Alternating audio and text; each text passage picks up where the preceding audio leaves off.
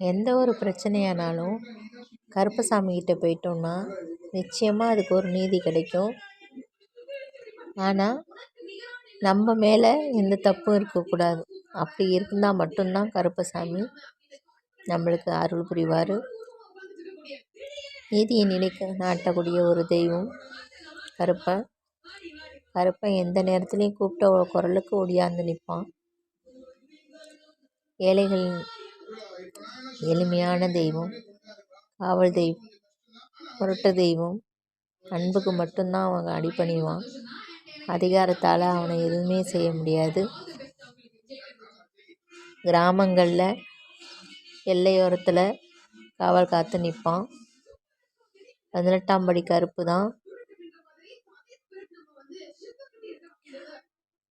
ஒவ்வொரு சாமிக்கும் ஒரு காவல் தெய்வமாக இருக்கார்.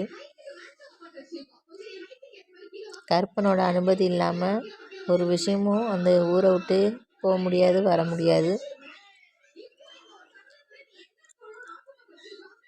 சங்கிலி கருப்பன்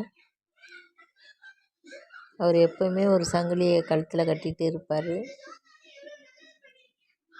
பெரிய அருவா வச்சிருப்பார்.